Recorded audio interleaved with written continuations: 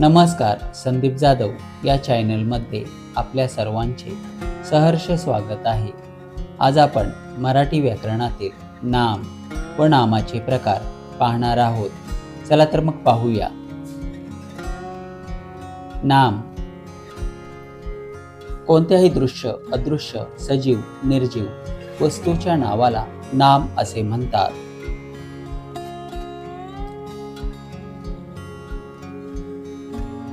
उदाहरणार्थ आंबा, गुलाब, पोपट, हिमालय, वही, पुस्तक, झाड, फळ। नामाचे प्रकार। नामाचे 3 प्रकार आहेत। 1 सामान्य नाम, 2 विशेष नाम, 3 भाववाचक नाम।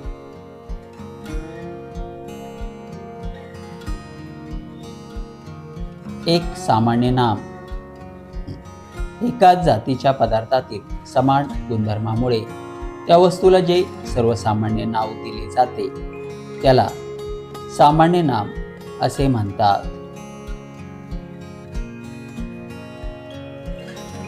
उदाहरणार्थ प्राणी, पक्षी, डोंगर, नदी, झाड, पेन, पुस्तक, फूल, फळ, पर्वत।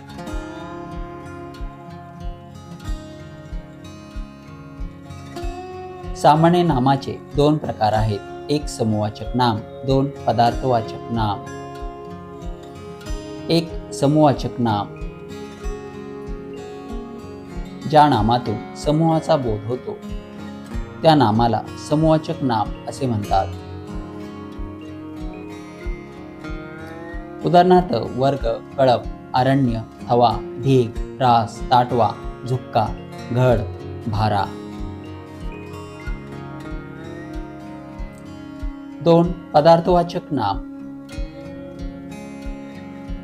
कोणत्याही पदार्थाला दिलेल्या नावास पदार्थवाचक नाम असे म्हणतात।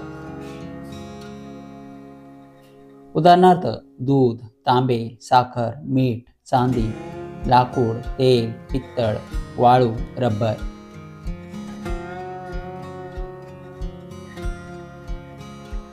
2 विशेष नाम ज्या नामातून एखाद्या विशिष्ट व्यक्तीचा किंवा प्राण्याचा अथवा वस्तूचा बोध होतो त्या नामाला विशेष नाम असे म्हणतात।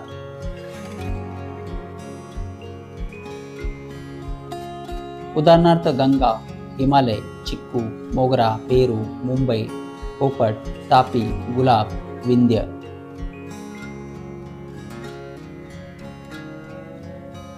3 भाववाचक नाम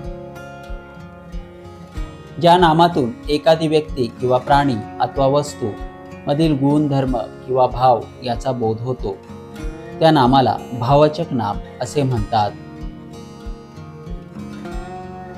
उदाहरणार्थ गोडी, प्रामाणिक, गर्व, सौंदर्य, मैत्री, चपळाई, आपुलकी, शौर्य, भव्यता, आळस।